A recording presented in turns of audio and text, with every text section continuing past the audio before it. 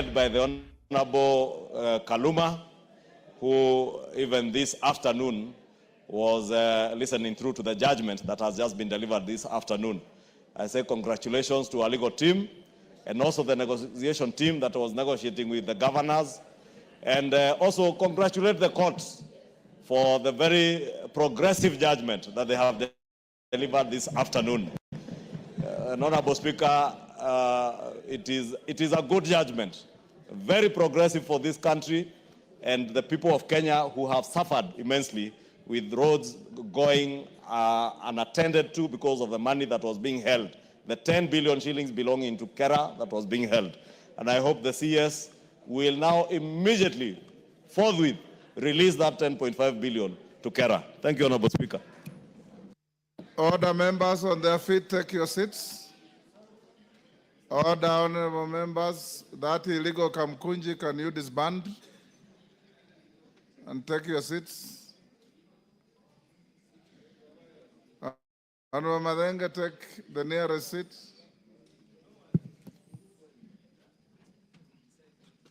Honorable members, before we go to the next order, in the public gallery, we have Tala Girls High School from Matungulu, Machakos. In the speaker's gallery, we have Karori High School from Kiambaa, Kiambu, and Kenyoho Secondary School from Kandara, Murang'a. Also in the speaker's gallery, we have two members of staff from the Budget Department of the Parliament of Ghana. The two officers are on a visit to the National Assembly to benchmark with our Parliamentary Budget Office on the budget-making process. They are welcome to observe the proceedings of the House. And I join the House in welcoming all the students, their teachers, and those accompanying them.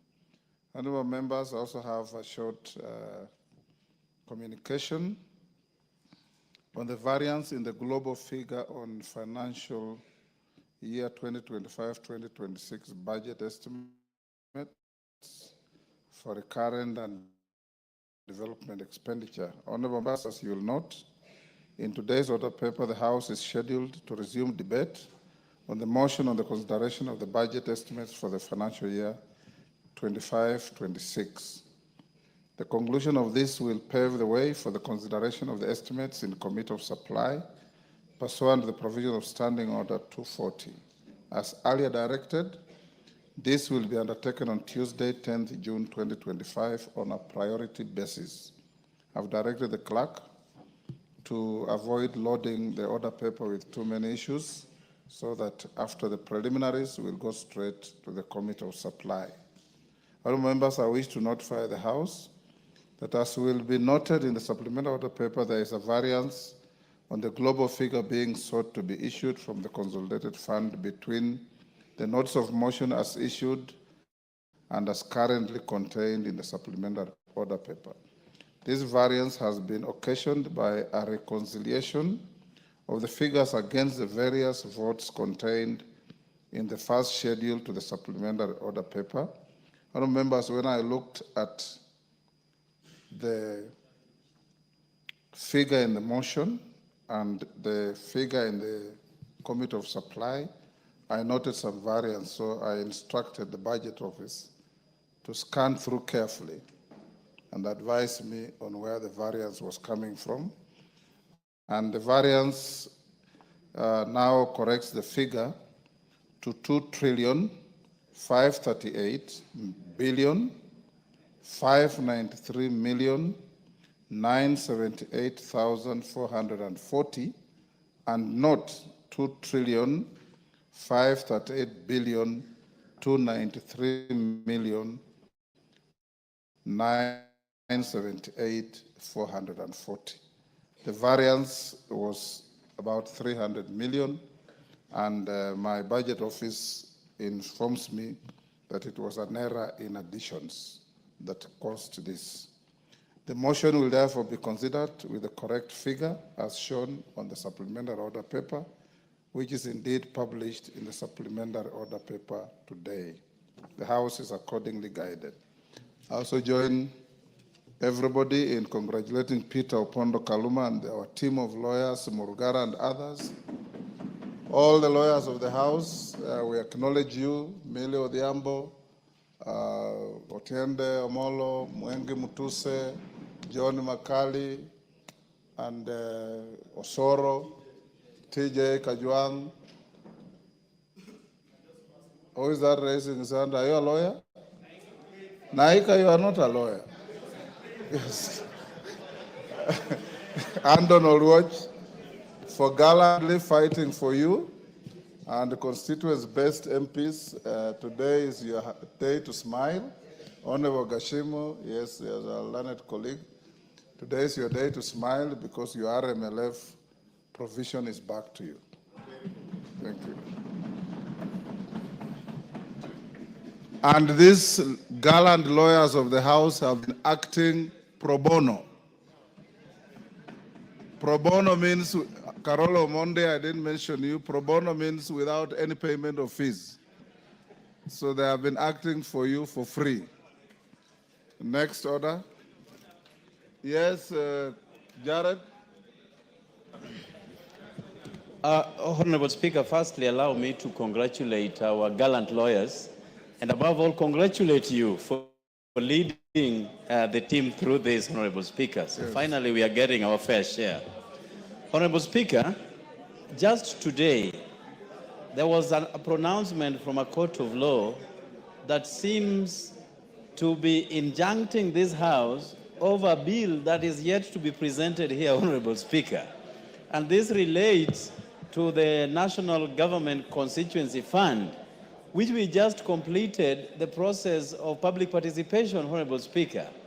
So I know Kenyans are more litigious, particularly civil society, Honorable Speaker. But how do they then go ahead to preempt what is not even before us, Honorable Speaker? Do we treat this as a judgment, or we treat this as idle stand-byers, Honorable Speaker? Because we are lost. How do we injunct something that is not with us? My view on that is well known, Honorable Okello. Call the next order.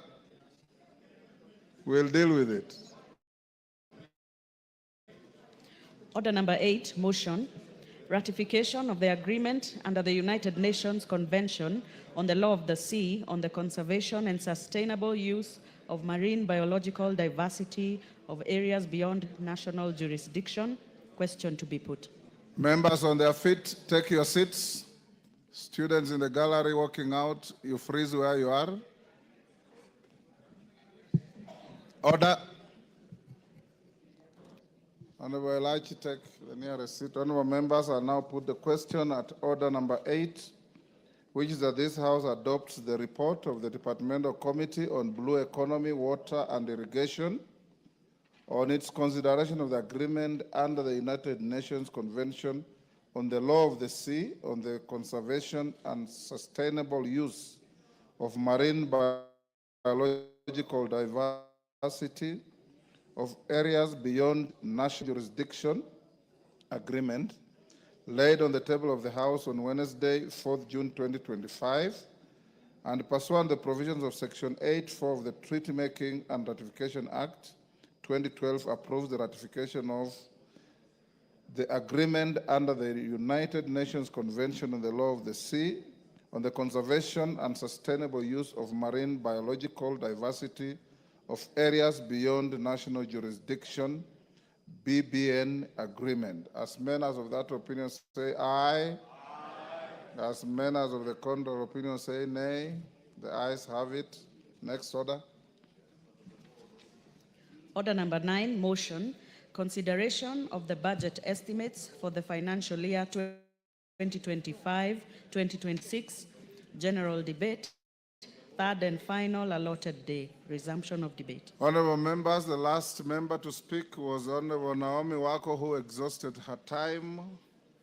Robert Mbui, I hope you have logged in for this. Go ahead. Yeah, thank you,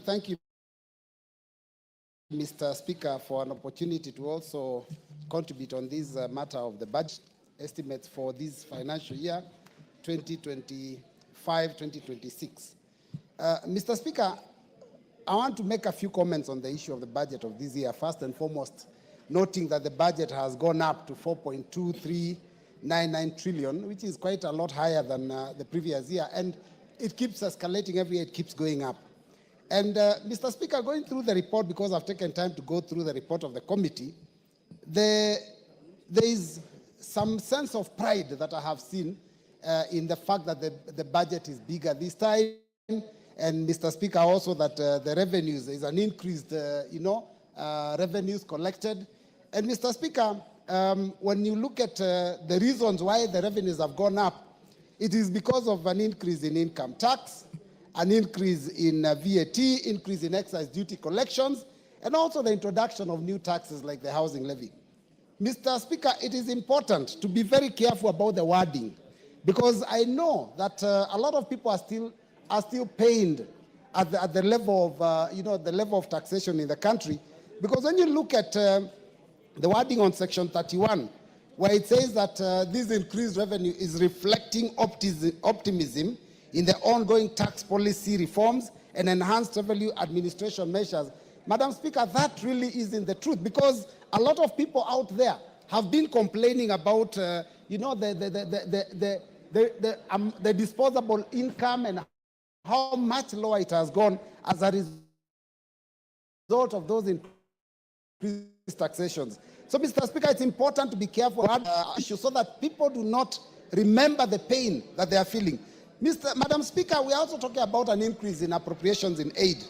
And that basically is also not a positive thing, because, Madam Speaker, what it really means is that the cost of government services are also going up, and that therefore means that some of our people may not be able to afford the basic services that are supposed to be provided. So when we are celebrating an increase in revenue and celebrating an increase in collections by, government agencies, then we forget that this is money coming out of the pockets of Kenyans who are promised that they would have much more money in their pockets. But despite all this, Madam Speaker, I also notice, again, as usual, we still have a hole in our budget, a deficit in our budget, a deficit to the tune of 876.1 billion. And this deficit, Madam Speaker, will be plugged by borrowing. Now, I go back 2-3 years, and I remember our political leaders were very categorical when they said, we will not borrow in future. But every single budget that is brought to this house, we have to borrow. We are still borrowing. I am not saying that borrowing is bad, but there is an amount of borrowing that goes beyond what we can afford to pay. And even by the committee itself about the cost of the debt we already have.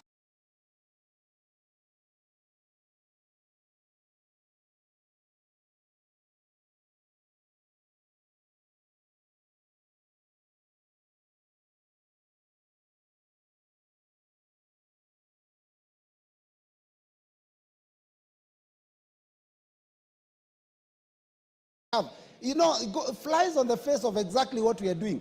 Now, Madam Speaker, on the issue of borrowing, 284.2 billion is being borrowed externally, and 591.9 billion from the domestic market. Madam Speaker, what does that mean? Again, we are crowding out local investors. The minute the government borrows locally, it means that the money that was available for businesses to borrow so that they can finance their activities is not available, because government is an easier entity to lend to. So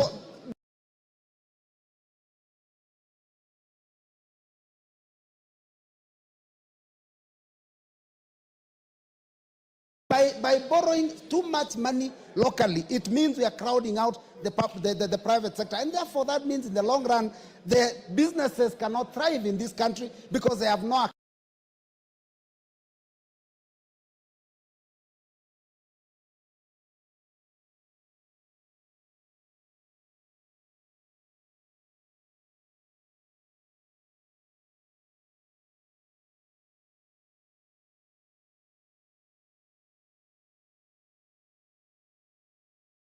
access to loan capital. Madam Speaker, I've gone through the submissions by departmental committees, and some of them are quite horrific. I do know that there are some changes that have been made and proposed after the discussions, but let me talk about just 2 or 3 committees. The first one is the Education Committee. The Education Committee actually noticed that there was a failure to provide funds for examinations, national examinations. And Madam Speaker, this has happened, in the past, and we have actually sorted out that problem through supplementary budgets.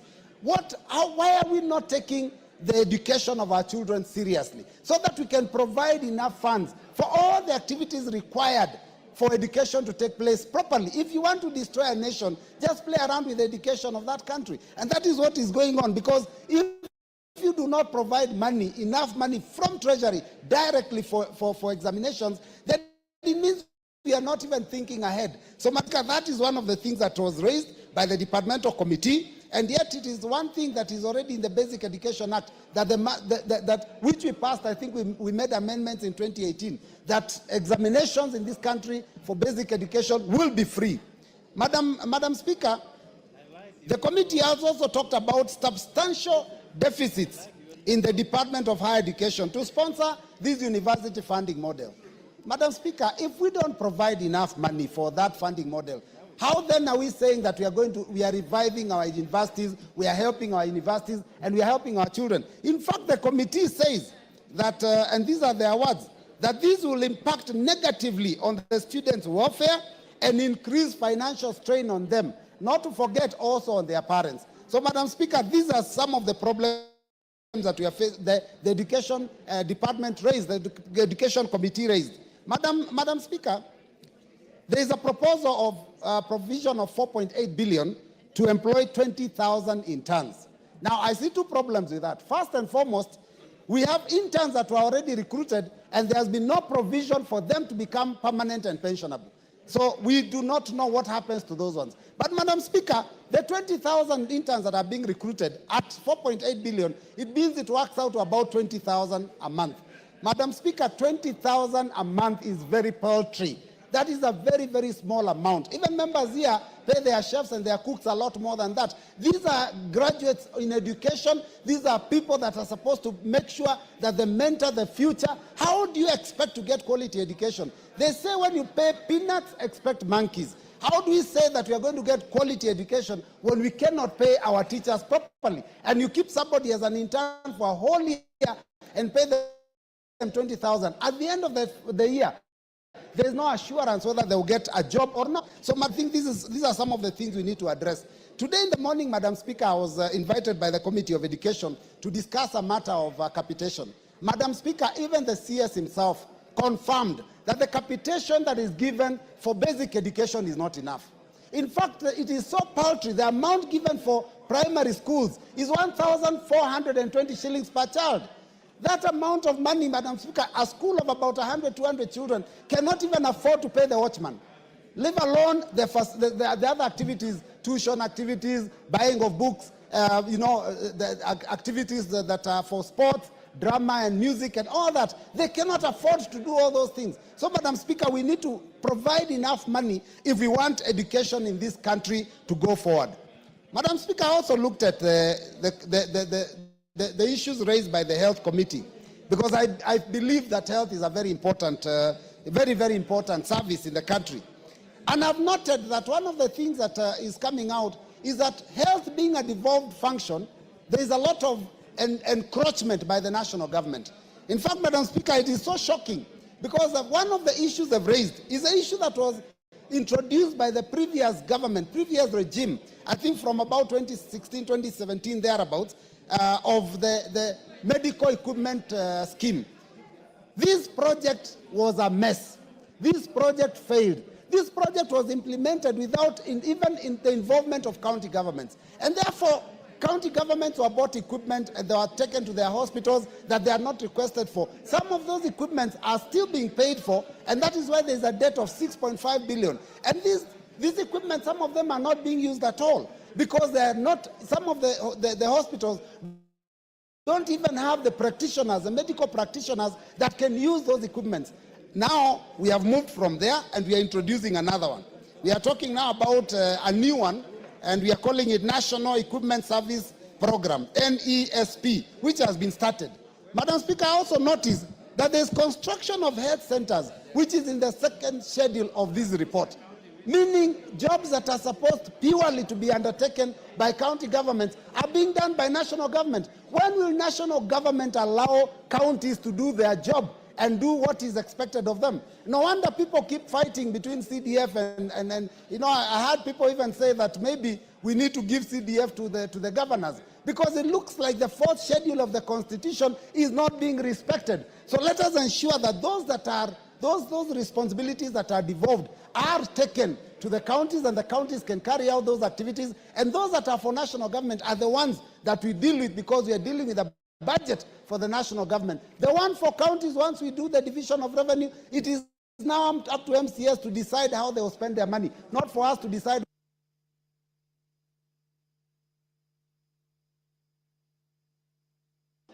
I can give you a minute to finish your sentence. Yeah. Thank you, Madam Speaker, and you're very gracious. So, Madam Speaker, I want to just finish by saying that I looked at the second schedule, and some of the things I saw are quite shocking. The sharing of resources. I saw some of us come from an area which we have scarcity of water. And you look at the Department of Irrigation, and you notice there's only 1 or 2 small projects that are given in that region I come from. Whereas the other areas that are getting a lot more money. I think when it comes to the fair distribution of resources, we must bite the bullet and agree that as we go into the future doing our budgets, we must look at what goes to every constituency, and that must be also a schedule that is given to us, so that we know how much each of us is expecting to go to their people, so that we can defend and make sure that it serves our people. With those many remarks, Madam Speaker, I thank you.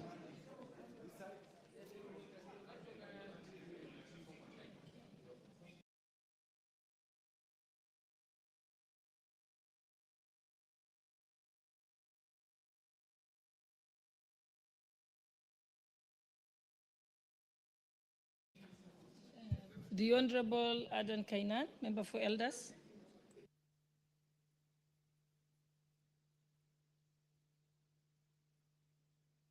We are not counting this. Thank you, Madam Speaker. Madam Speaker, the Budget and Appropriation Committee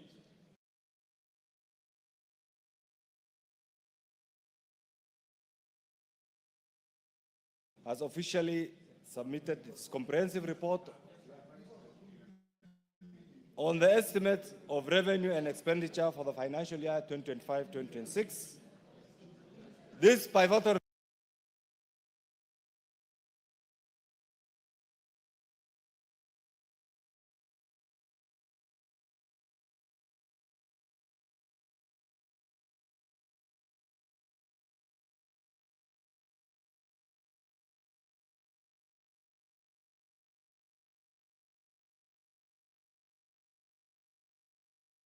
report, Madam Speaker, which is a product of the broad-based government, Madam Speaker, was tabled on 4th June 2025, pursuant to Article 221 of the Constitution, as read with Section 39 of the Public Finance Act.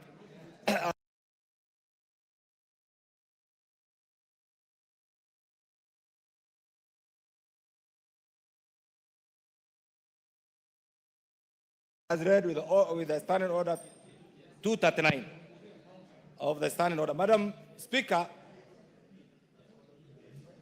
the committee's motion seeks the parliamentary approval for the issuance of over 2.5 trillion from the consolidated fund intended to finance the operations, development programs, and statutory obligations of the national government for the fiscal year ending 2025. Fiscal year ending 30th June 2026. Madam Speaker, the budget estimate coming at a time when there has been a lot of debate on resource allocation, Madam Speaker, and it's critical that I mention this. And Madam Speaker, allow me to thank the chair of the committee, the Honorable Samuel Atande, for his steering. And Madam Speaker, there's a lot of consultation. Madam Speaker, I want your protection. There seems to be a lot of consultation here by my colleagues from the lake. Honorable members led by Peter Kaluma and Jared Okello. I'm sure Could you break up the Kamkunji kindly? You expect the excitement, because I'm sure they're excited with the services of the broad-based government. Madam Speaker, you can see these days. the people who troop State House, the people who get a lot of development pronouncement, and you can see the excitement on the face of my good friend, the Honorable Kaluma. And I was just saying, and I want the chairman of this committee to hear this. This committee, for the first time in the history of the Republic of Kenya, the Budget and Appropriation Committee has been chaired by a person from the lake, who is a product of the broad-based government. Madam Speaker, that gave us an opportunity. The lake plus Northern Kenya has been the region that has been neglected over the years, and you understand the history. Pursuant to one document called Sessional Paper number 10 of 1965.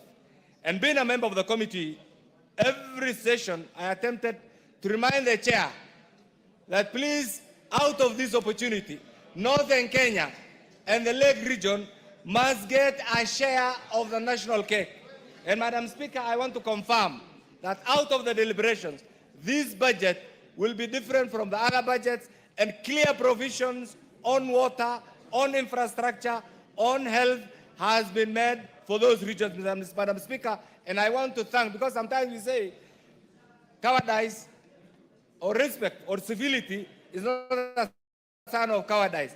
What the committee has done, Madam Speaker, is to look at the whole budget-making framework and allow and craft it in a way that will give every region an opportunity to get a piece of the national cake, Madam Speaker. Madam Speaker, therefore, 2025-2026 budget is crafted within a framework of fiscal consolidation,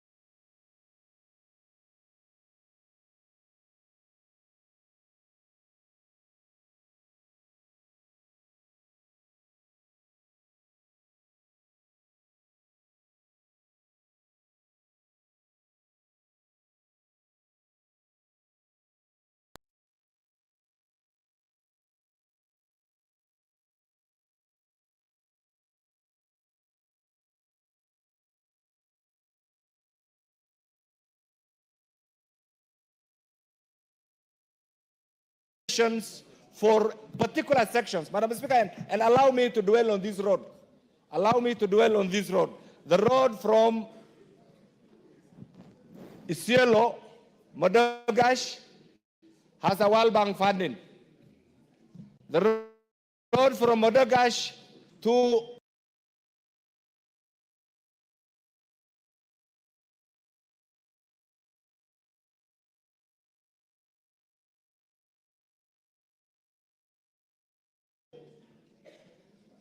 Samatar, Madam Speaker, was an annuity program which has been gladly sorted out by the government. From Samatar to Wajir did not have funding, and there was an anticipation that the Arab Development Fund will do something. But right now, under this budget, there's clear budgetary provision for the tarmacking of that particular section, Madam Speaker. And I want to say kudos for the head of the Ministry of Roads and Transport, Mr. Chirchir, and the committee for that particular clear provision, Madam Speaker. Madam Speaker, equally, there's a particular area that has been missing and will be pushing the Ministry of Energy, Mr. Speaker, and I'll be asking the Budget Committee led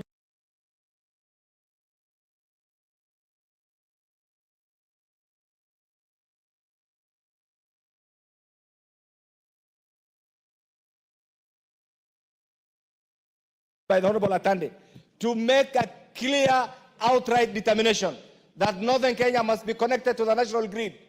Madam Speaker, Northern Kenya comprises of 70% of the landmass of the Republic of Kenya, and yet the national grid ends in Garissa. Madam Speaker, it's in high time, but because there will be no time when there will be enough resources, I'll be asking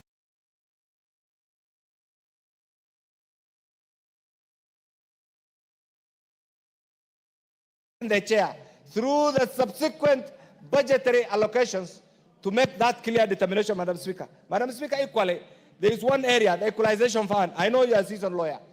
The equalization fund as intended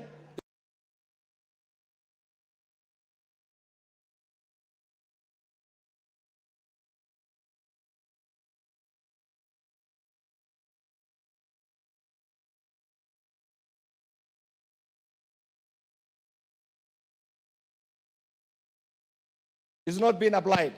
Madam Speaker, I want to request the leadership of BBG, the leadership of the Northern Frontier counties, the leadership of the counties that ought to benefit from this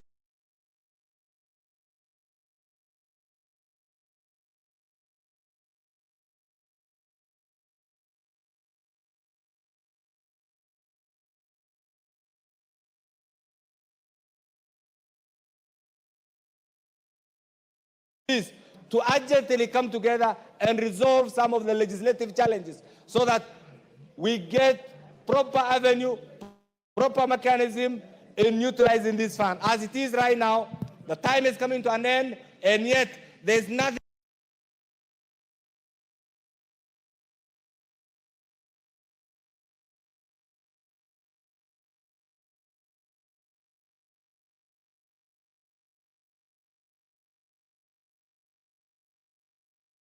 to account for on how the funds were collected, how the funds were utilized, and, Madam Speaker, very soon, the Kenyan public will ask us whether the provision of this article has enabled us to catch up with other Kenyans whom we have called the halves over the years. Madam Speaker, the other bit is Vision 2030. Vision 2030 was a roadmap to take this country to another level. Madam Speaker, unfortunately, that is not being followed. Can we come back to Vision 2030 so that that clear roadmap is also applied? Madam Speaker, the other bit is the issue of examination fees. We say education is an equalizer. There's a lot of propaganda outside there that the government has removed examination fees. That propaganda is not true. Examination, because we say education is everything. There is clear budgetary provision for examination fees, Madam Speaker. Madam Speaker, the other bit is also the issue of health, the USC staff at the counties. That issue has also been resolved, and I'm sure very soon the county government leadership will have an opportunity to confirm those career medical officers, Madam Speaker, who have been employed at mega allowances, Madam Speaker, to get an opportunity to serve their respective counties. Madam Speaker, the other bit is this. Allow me to say this, because the whole thing roll around politics.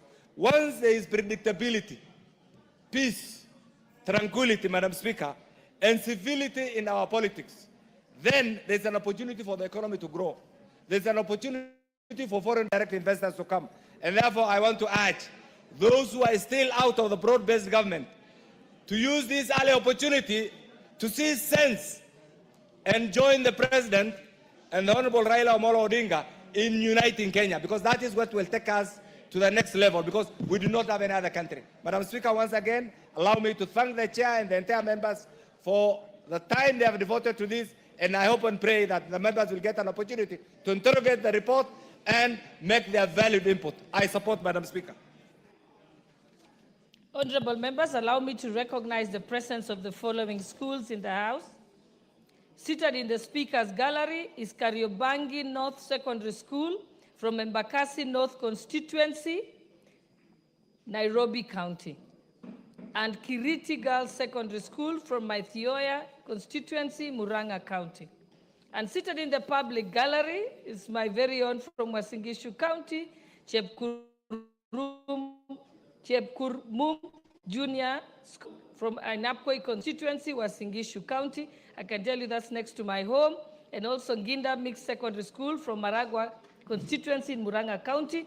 And I will now ask Honorable Kaluma, as you make your presentations, please welcome the schools. And don't forget that there's a school from Uasin Gishu County right from my home, near my homestead. Thank you. And let them know I taught you. I thank you, Honorable Speaker, and my teacher of law at the University of Nairobi. Speaker, if it were not for you, in the manner you intervened in my life and the lives of very many others, and in the same manner the teachers who have accompanied our students here are intervening in their lives, Madam Speaker, some of us would not be here. I particularly, I would not be here. I therefore, yes, Madam Speaker, Honorable Kainan, I thought you should know, but you taught me public international law. I ate a lot of your knowledge on matters family law, children, the law relating to children, civil procedure and practice, which enables me to stand on that foundation of being able to address our courts, even as I serve in this assembly. And for that, Honorable Speaker, I'm eternally grateful. Allow me, therefore, to welcome all visiting students and schools, accompanied, of course, by their teachers, to the National Assembly, the Parliament, and House of Representation of the people of Kenya. Honorable Speaker, this could be a very big journey to them. For people like us, we first entered into this chamber, including where you are today, just when you were elected. And so this is an opportunity for you to be inspired, go out there and fight so hard, not just to reach the level where our speakers reached, but far, far beyond, to be leaders of our country, carrying forth the national values we have in our constitutions in the future.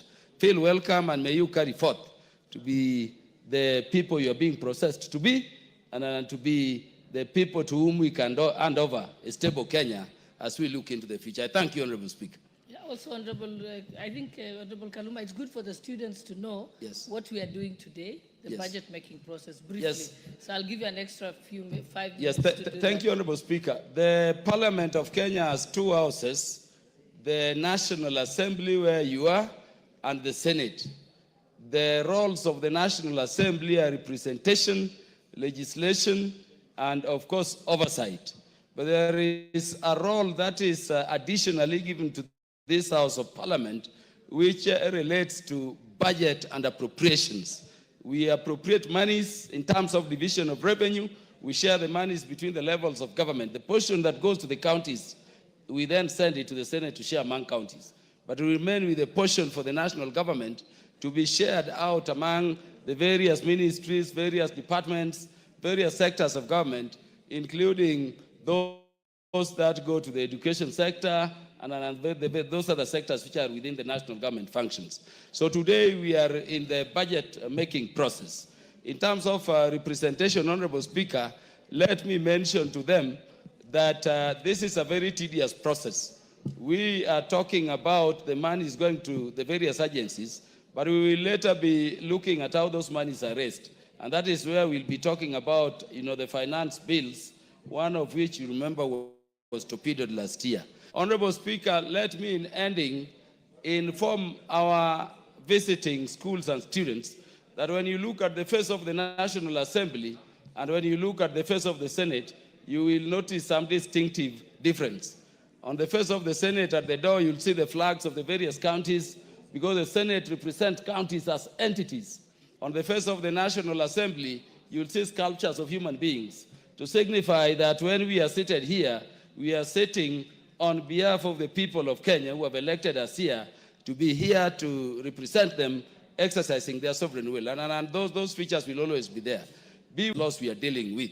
And so the National Assembly, Honorable Speaker, has 350 members, including the Speaker. 350 members. It is bigger than most of the secondary schools we have in the country.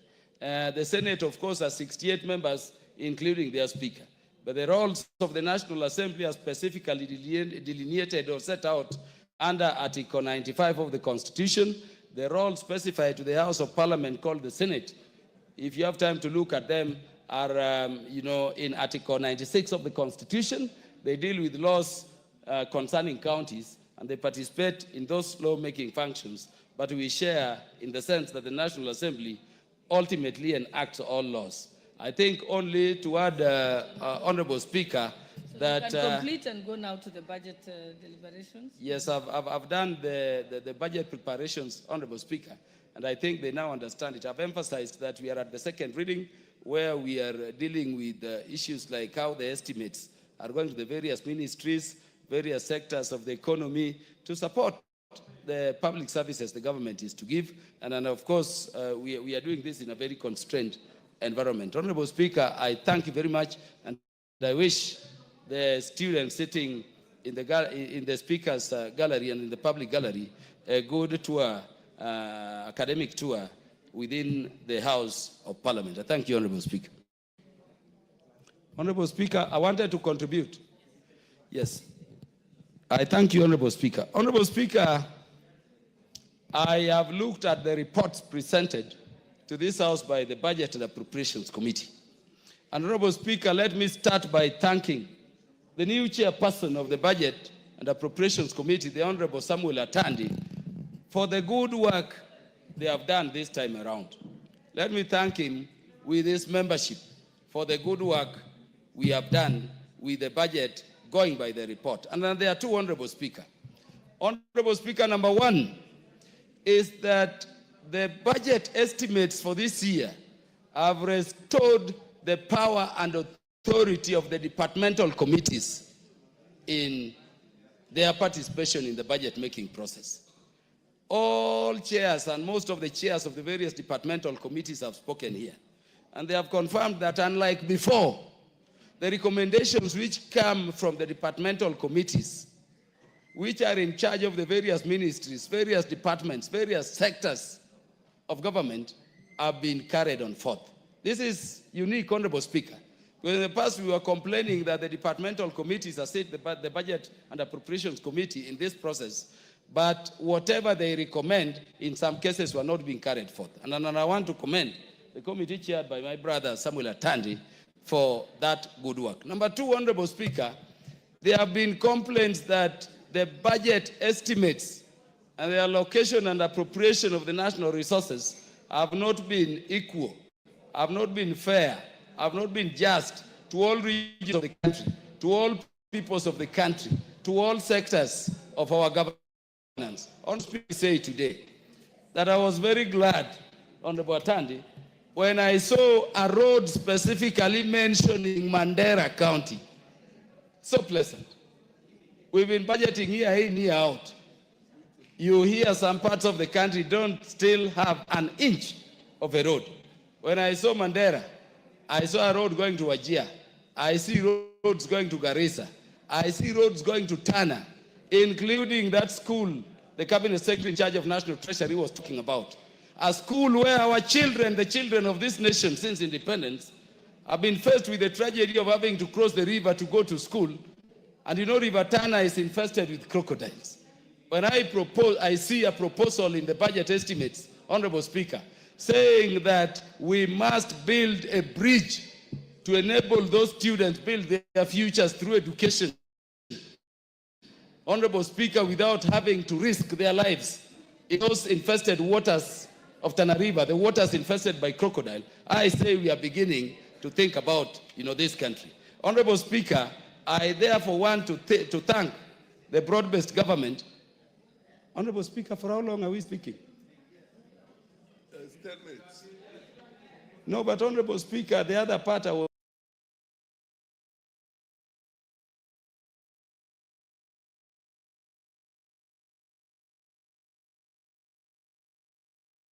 given a chance to welcome the students. I just started contributing to the budget. Okay, you have an additional 2 minutes. Continue. Yeah, I thank you, Honorable Speaker. Honorable Speaker, we therefore take very many things for granted. But this thing would have not been possible without the broad-based government. A government seeking equity, a government seeking inclusivity, a government seeking the integration of all Kenyans in their governance unlike before. I want to thank President Ruto. I want to thank, even the 2 minutes have ended. No, it's okay. No, continue. I want to thank my party leader, the man who mentored me, the Right Honorable Raila Amolo Odinga, for bringing the country together. Because with this togetherness, objectively, we can look now at the entire country as belonging to all of us and look at how we provide for them. Because, Honorable Speaker, we may say there are areas which we should budget for. The high production areas which were categorized in those years. But the fact of the matter is that each county, each region, each section of our population have something to contribute to the national table and all pay taxes. We want a country that moves in unison, in development, in togetherness. But Honorable Speaker, let me emphasize one thing only. I'm very happy that as much as we have this budget, we have funded the judiciary well. We have funded institutions which fight corruption well.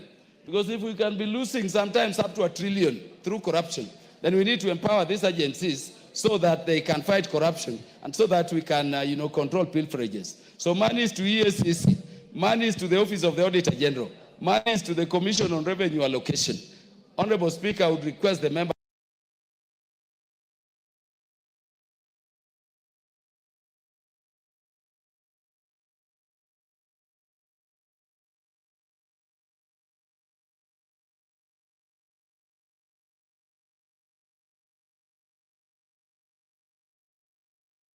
to approve them.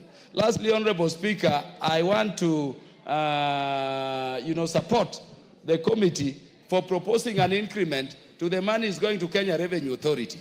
Honorable Speaker, we may have whatever budget we have, but if we do not capacitate the agency which is in charge of reducing measures, Kenya Revenue Authority, we will not be doing much. So I wanted to request the Budget and Appropriations Committee that I know you have increased the money, but we want a situation where the money going to Kenya Revenue Authority is between 1.5 to 2% of the collection so that they can build their capacities, they can integrate technology in revenue-raising measures, and we can collect more, and so that the whole country can in equity be developed. I thank you, Honorable Speaker.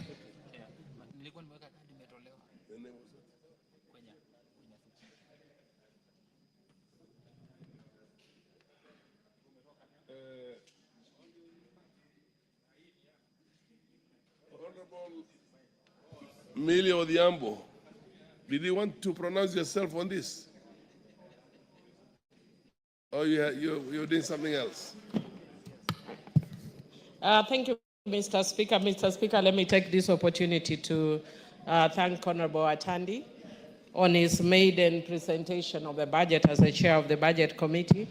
Until recently, I was a member of the Budget Committee, where we've worked very closely. Just one moment.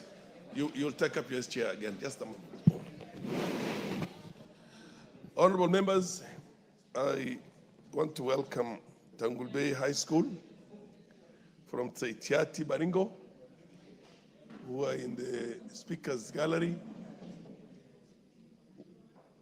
and also Lily Academy from Ruiru, Kiambu, is the Honorable Kamket.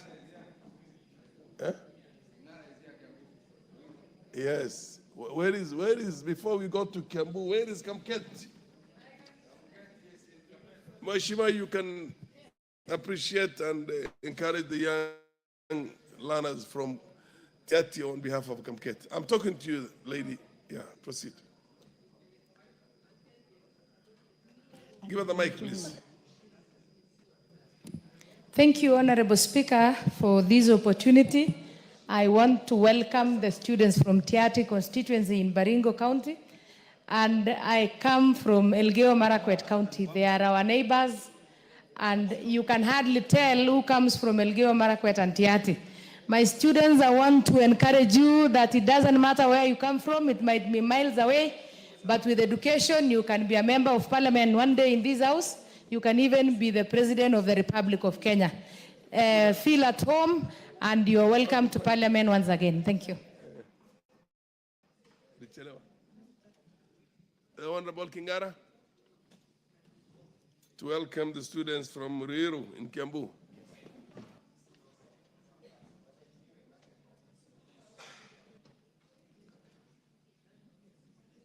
Can you give the mic to Honorable Kingara, please? Okay. Thank you. Thank you, Mr. Speaker, sir, for giving me this opportunity to welcome students from Ruiru, especially the Raraja Kiambu. And I'm grateful that they have found it worth to come and see what we are doing here. My word is this, just be very consistent on whatever you are doing. Be humble so that you are accommodated by this world. It is out of discipline, humbleness that you'll be able to come to this house, make law, improve laws, and grow the country as you wish. Thank you very much, Mr. Speaker. Honorable Media Odhiambo, you have your 10 minutes. Thank you, Mr. Speaker. Let me also take this opportunity to welcome the students. And Mr. Speaker, to just indicate that one of the teachers who has come with the students from Tiati is from Rangwe constituency in Homa Bay County. Mr. Speaker, it's Homa Bay County yet again. And also to just indicate that I know, even though I wasn't in Ruiru, but I went to Limuru Girls, which is in Kiambu County. So there's a connection with those two schools. And just to encourage the students that when you see us here, many of us come from very far, but it's your hard work that pays. And Mr. Speaker, I just wish to, I was indicating earlier that I want to thank Honorable Atandi and my former committee, the Budget Committee, for presenting this budget.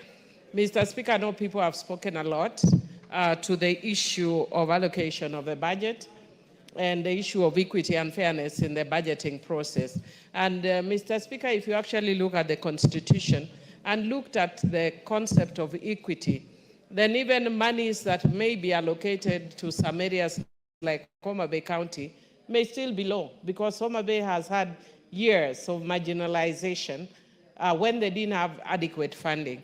And Mr. Speaker, I would want to encourage that as going forward, I've said it before and I'm saying it yet again. Earlier on today when I was talking to some of the media people, somebody challenged me and said, is it that now we are getting some budgeting because of we are in the broad base? If we do, it's maybe coincidental, but it should really be constitutional that when you are an area that has been marginalized for years, that you should actually get better funding.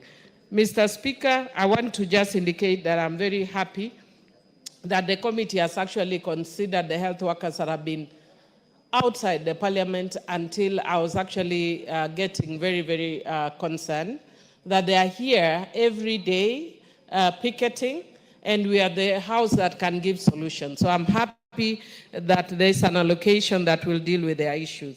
Mr. Speaker, in relation to education, I'm also happy that the issue of the examination fee that has drawn a lot of concern and attention has also been addressed. Mr. Speaker, I think a lot of constituencies, including mine, have had a lot of concerns in relation to energy and especially power connectivity. And we have had, a lot of us have had the issue of transformers that are not working. And Mr. Speaker, this is something that we met the Minister or the CS for Energy, and they are addressing, and with the allocation that is actually granted now, we can see areas like in my constituency that have been raising concern, Lambwe areas, Usao, Ngode areas, and other areas of a constituency, Kasgunga, now will be able, the issues should be able to be addressed. I'm very happy on the program on aquaculture business development that will touch my constituency, especially on the issue of fisheries, that will create jobs and also enhance food security.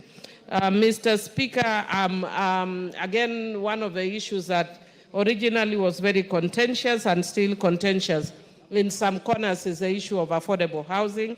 And there is an allocation, but I'm sure at some point the things would get better, because when people start paying for the housing, then the cost will go lower. But Mr. Speaker, I just want to encourage that when we go to areas like my constituency, instead of looking at the affordable housing in the same design as other areas, other than maybe the big centers like Middletown, then we should focus on areas like TTIs and KMTC. And I want to thank the ministry for already considering a TTI in Mbita constituency. Mr. Speaker, I would actually want to say that despite the very good budget, my concern is that we still have very low funding for the Ministry of Gender, and we also have very low funding in relation to children affairs. And I want to encourage Honorable Atandi and the Budget Committee that maybe you reconsider this even when we're coming up with the supplementaries, especially in the light of the cases of gender-based violence that have skyrocketed in this country. Otherwise, with Mr. Speaker, with those few remarks, I beg to support. Thank you. The Honorable Hindikiri. You want to inform who? Yeah, thank you, she's not on the... Mr. Speaker. She's not on the floor. First, I want to take this opportunity to thank the Chairman of Budget and his committee.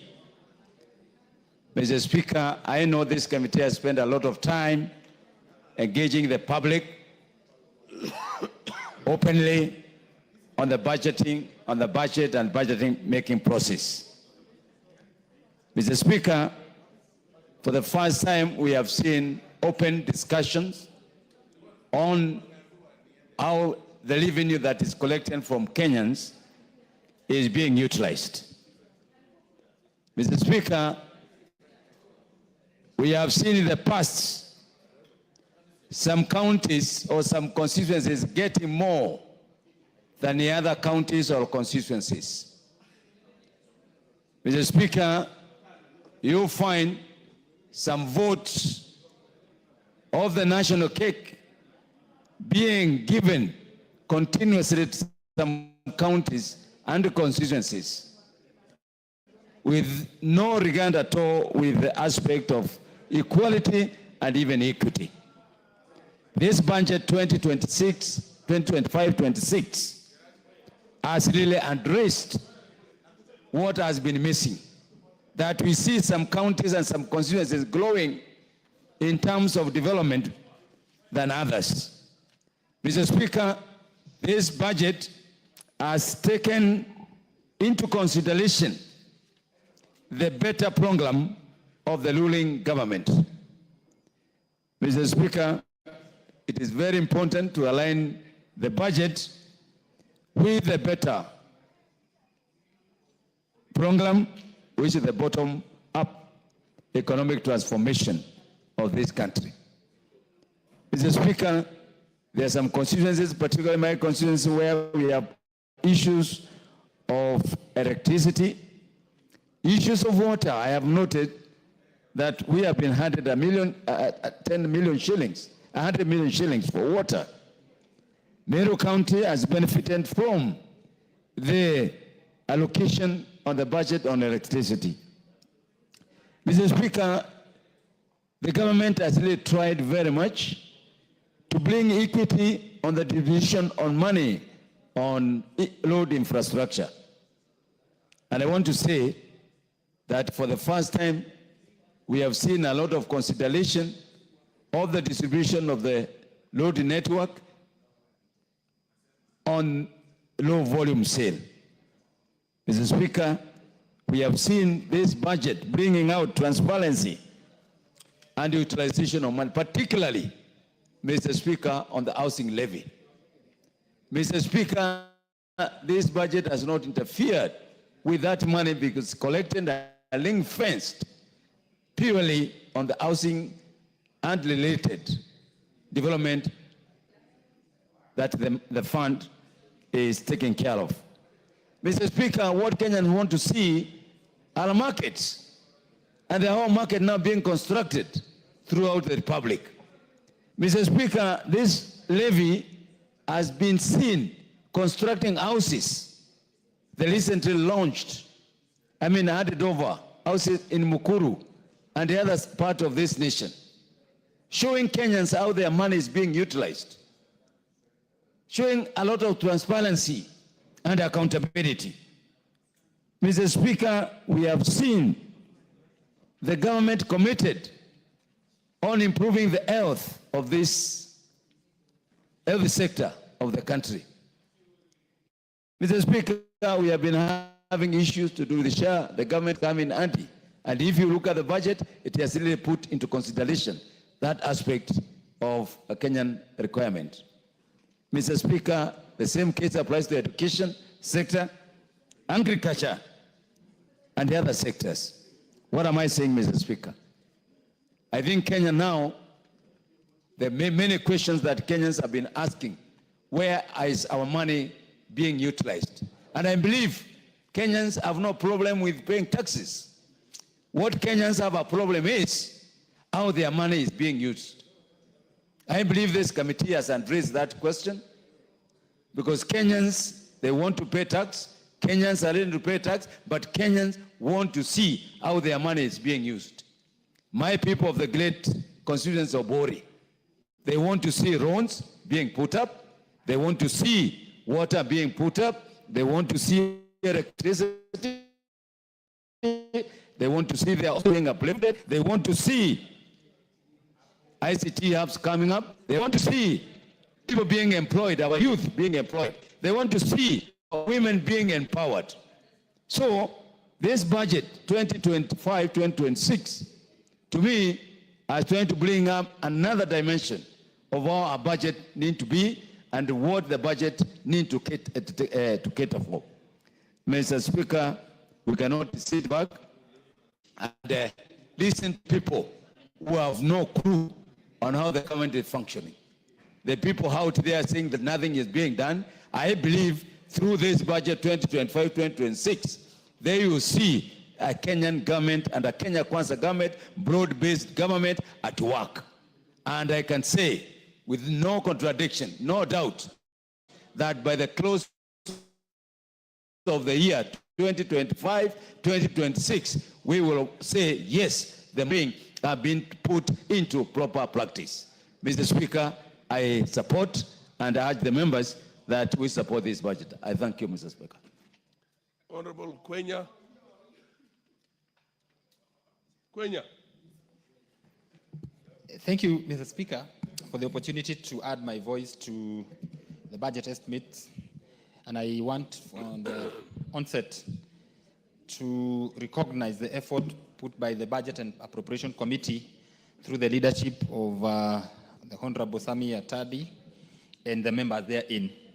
Mr. Speaker, of course, it has been a very tedious process going through the budget cycle from the point of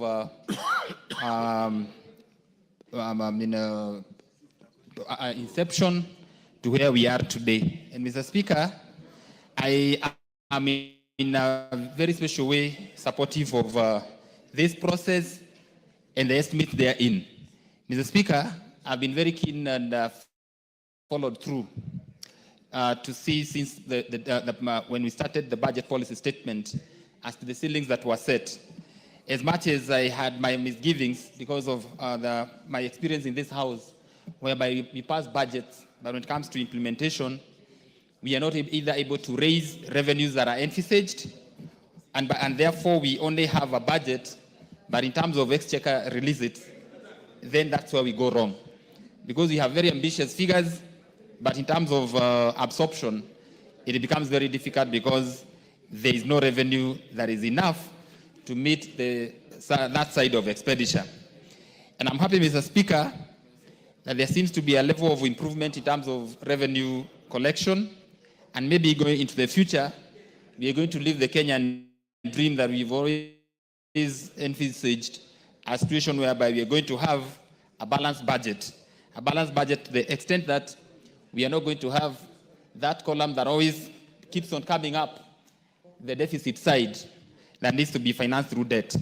And Mr. Speaker, I am particularly happy with the financing of our security organs. That is the Kenya Police, KDF, and National Intelligence Service. Because from the records, or from what I see here, their ask was met and to some extent exceeded, and especially Ministry of Defense. Mr. Speaker, just to bring to the fore, at the knowledge and understanding of members, our forces that are in Somalia are no longer being supported by UNEP, United Nations. And therefore, the government of Kenya has to come in and be in support of our forces that are serving our interest in the other border of Somalia. And this budget has ably addressed that, Mr. Speaker. It is something that we should celebrate when we are able to take care of our obligations locally and internationally. Finally, Mr. Speaker, on the same, I don't know why I'm turning. I read, I thought we'd take in 10 minutes. Mr. Speaker, I wanted to mention something to do with modernization of our equipment for security forces. You realize Kenya is perpetually under threat, either from our hostile neighbors or from vigilante groups and organized crimes that are a big threat to this country. But now, without modernizing our equipment and use of technology, then we find ourselves in a state that is too dangerous for the security of Kenyans. And for any responsible country,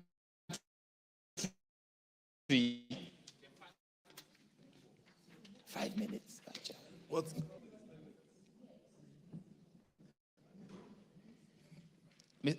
Mr. Speaker, as I proceed, I think there was an interruption. That was,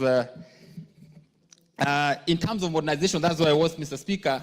You find that criminals may be having superior technology than what our security forces have.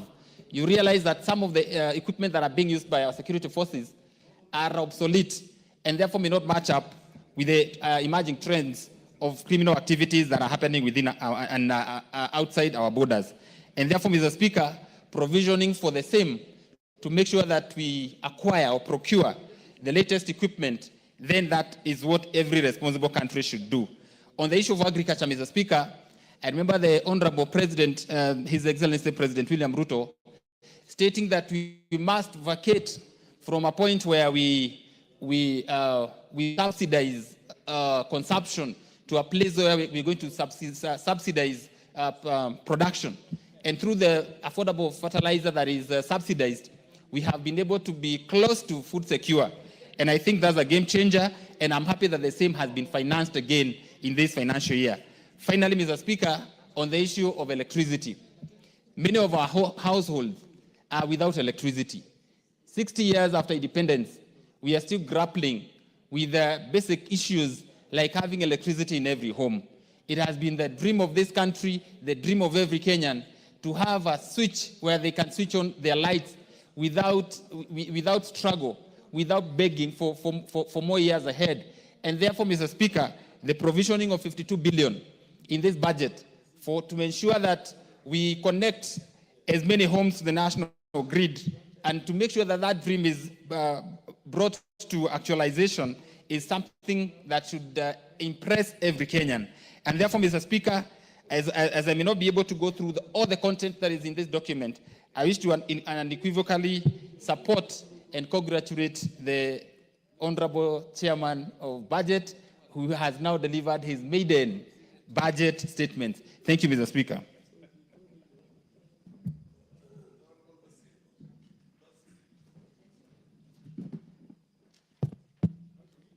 thank you, Speaker, for giving me the floor to contribute to the budget estimate. Allow me from onset to thank Honorable Atandi, who has made his maiden budget since he became the chair of budget. From Outlook, Mr. Speaker, the budget looks a bit healthy. However, I have some reservations considering the recurrent expenditure to development in terms of ratio. We are still far below the recommended ratio for recurrent expenditure to development, Mr. Speaker, which is supposed to be 40% recurrent, 60% development. The first world have 30% recurrent, 70% development. In our situation, Mr. Speaker, we are still grappling to attain this particular ratio, Mr. Speaker, and I think this is something we need to reconsider very seriously if we want to move Kenya to the next level in terms of development path. Mr. Speaker, when I look at the key sectors which drive the economy of any developing nation, Mr. Speaker, I'm making a reference to energy, infrastructure, and ICT, Mr. Speaker. From the look of the document that is in front of us, the total budget, or the percentage in terms of the over budget is about 20% that has gone to energy, infrastructure, and ICT, Mr. Speaker.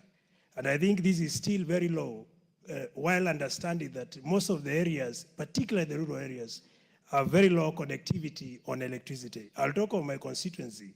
We are below 20% of our electricity needs when it comes to electricity. We have most of the areas not connected to electricity, Mr. Speaker. If you look at our roads, they are in a very bad state, Mr. Speaker, and that is why we say the 20% that is earmarked for energy, infrastructure, ICT, of the overall budget is quite low, and we need to review it upward to be able to meet the needs across the country, Mr. Speaker. The other key important sector is education, Mr. Speaker. I'm noticing the total percentage that has gone to education that is out of the overall budget is at 28%, Mr. Speaker. That is still low. While looking at the need when it comes to education, we are talking of exams, we are talking of higher education loans board, we are also talking of other needs when it comes to infrastructure for education. So it's important, Mr. Speaker, we'll relook into this and see if we can revise the budget or the money earmarked for education upward, Mr. Speaker. Health, Mr. Speaker, has actually gotten the lowest percentage, which is about 5% of the total budget. That's about 137 billion, Mr. Speaker. We have been noticing health professionals coming to Parliament requiring for their pay. A lot of needs in terms of patients who are out there who have no one to attend to them because the health practitioners are busy on the roads demanding for pay rise, etc. So it's important, Mr. Speaker, we listen to Kenyans and see if we can add some money to health sector, Mr. Speaker. Agriculture, which used to be the backbone of the Kenyan economy, Mr. Speaker, it is worrying when I notice agriculture and rural development has been given 3% of the total budget, that is amounting to about 78 billion, Mr. Speaker. That is still very low if we really think or if we really believe that agriculture still is the backbone of our economy, Mr. Speaker. So in a nutshell, Mr. Speaker, there is much for us to do as a House to be able to respond to the needs and realities of Kenyans so that we move this country to the next level when it comes to development, Mr. Speaker. When I look at areas or gray areas when it comes to funding, we have very specific areas that have been underfunded, Mr. Speaker. To make or to be specific, I'll talk about school feeding program, Mr. Speaker. The previous financial year, school feeding program got about 3 billion. By this particular budget estimate, there is nothing put under school feeding program, Mr. Speaker. If you look at my area and your area, that is your constituency and my constituency, these are ASAL areas which receive erratic rainfall, Mr. Speaker. And most of the students in those areas, are able to remain in school because of school feeding program, Mr. Speaker. So if we do away with the school feeding program, what are we trying to say when it comes to retaining learners from poor families, Mr. Speaker? So it's important we reconsider this and, if possible, reinstate money for school feeding program, Mr. Speaker. Another very important element comes to higher education learning, that is HELB. Myself, I went to school through HELB, higher learning. I was able to attain my first degree through HELB loan. Mr. Speaker, I've seen a reduction of about 3 billion in HELB. That is from 37 billion to 34 billion. This particular 3 billion reduction, Mr. Speaker, has a very negative implication to learners who come from poor families. I'm talking of about 368,000 learners who will not be able to meaningfully continue with higher learning if this money is not reinstated, Mr. Speaker. Because they are likely to drop out because of financial constraint, while because of the background or because of the areas where they come from, Mr. Speaker. So let's try to understand these particular issues which are pertinent to poor Kenyans and be able to reinstate them with the budget, Mr. Speaker. Lastly, Mr. Speaker, I've noted that the police medical insurance, still the money that was requested by the department, what we have earmarked or what we have budgeted in this budget is low, or is quite low compared to what was requested by the police. And it's important to understand these people do very essential or instrumental role in ensuring internal security is given to Kenyans. So let's ensure that we provide the money requested for police medical insurance to be able to support our security officers and to be able to motivate them, because if we don't incentivize them, then we are likely to have policemen and women who will be demotivated to discharge their duties, Mr. Speaker. So with those few remarks, I wanted to recommend that going forward, it's important we look at the key sector that drive the economy of this country and budget well to be able to ensure that these sectors do not underperform, because they are the backbone, are the fulcrum to the progress that we want to see Kenya, and that will make Kenya a great nation, as all of us would want to cherish or see a progressive nation. Thank you, Mr. Speaker, and I submit. Mtunga. Thank you, Honourable Speaker, for the opportunity to add my voice to the debate on the 2025-2026 budget, financial year budget. Honourable Speaker, the process of budget started way back with the budget policy statement. But notably, Honourable Speaker, there was some deviation between what we saw in the budget policy statement and what we finally arrived at the end of the day as the budget. The reason being that, the deviation in some sectors, like the sector that I represent, was negative. This has affected the budgeting and the planning of the activities in the sector. Against some of those expectations, Honourable Speaker, we have a hand to cost reduction in some of the activities. Honourable Speaker, the efforts in this budget progressively has shown absorption or rather provision for the bottom-up economic transformation agenda priorities.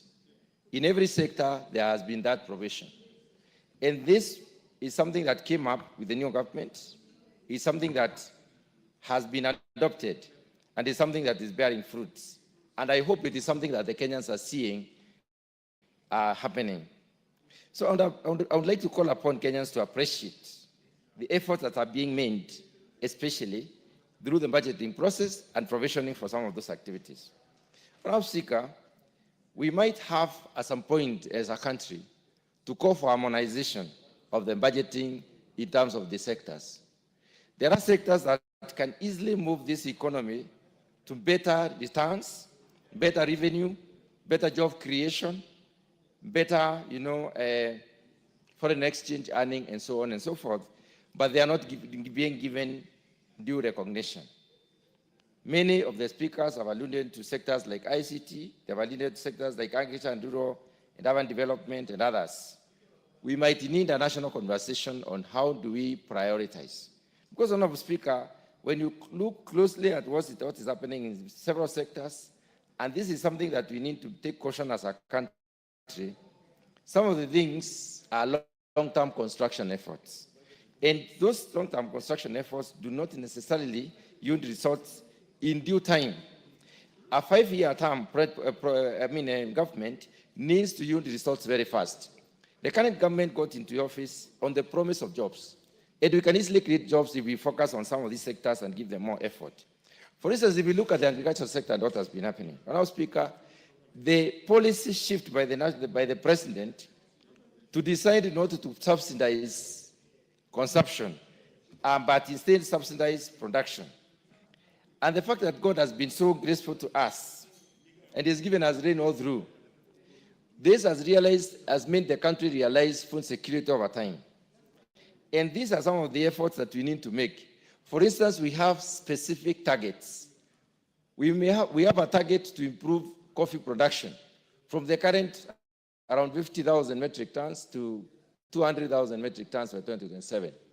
If you have to achieve that target, we must do a lot of campaigns for new land to be opened under coffee, and also for intensification in production and productivity.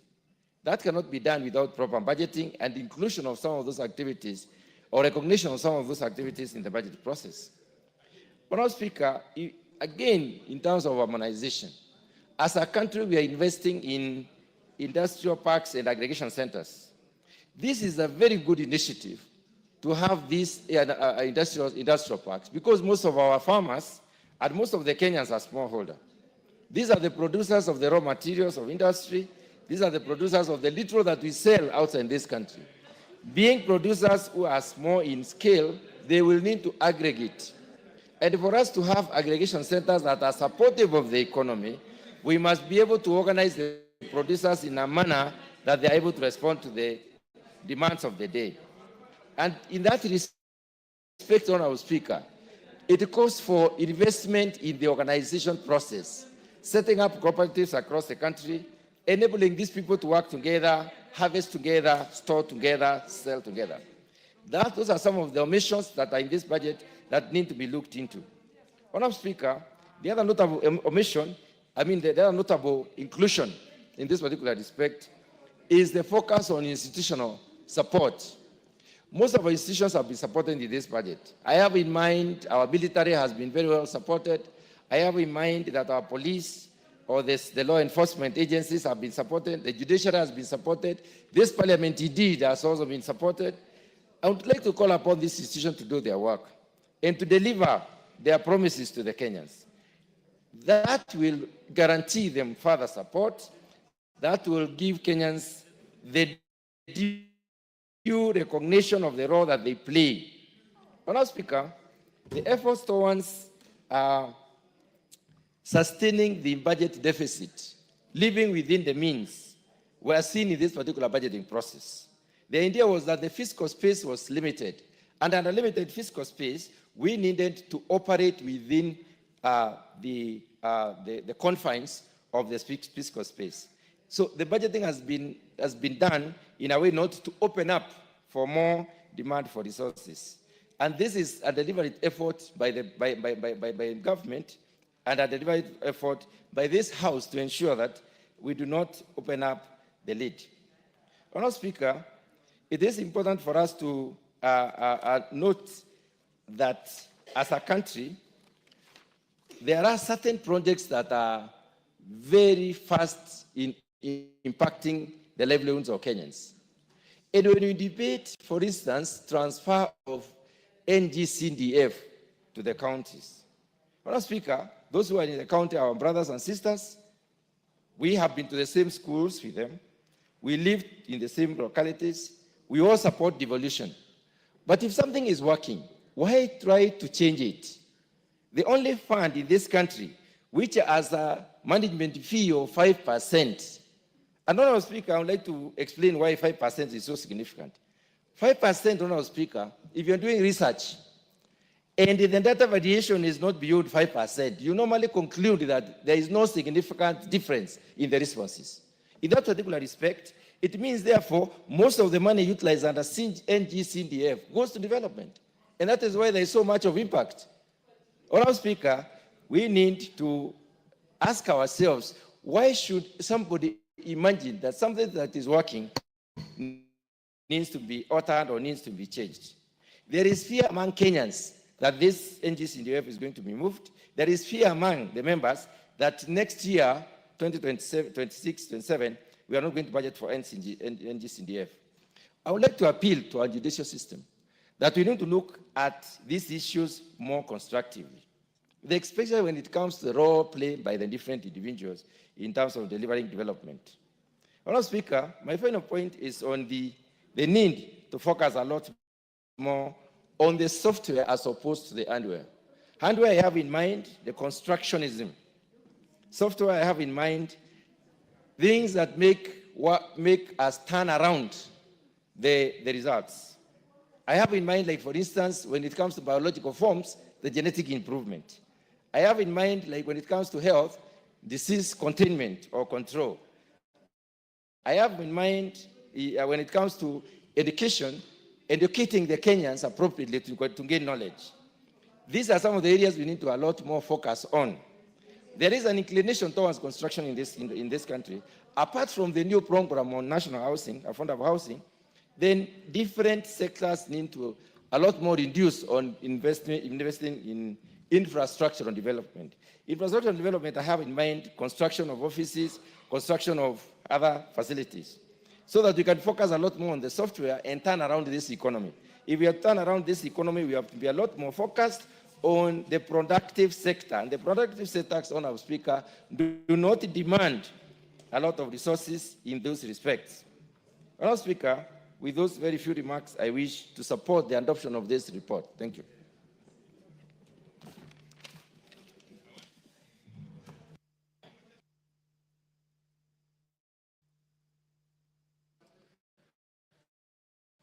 The Honorable Tom Kajuang. Mr. Speaker, thank you for the opportunity to speak on the budget proposals. I want to congratulate the chair and the entire team of the Budget and Appropriation Committee for finalizing a beautiful report. I have compared this report, I've looked at it against the budget policy and the initial submissions by the Cabinet Secretary from Treasury, and I am satisfied that this team has done tremendous work to change what the Treasury brought to us and given us a product which looks like Kenya.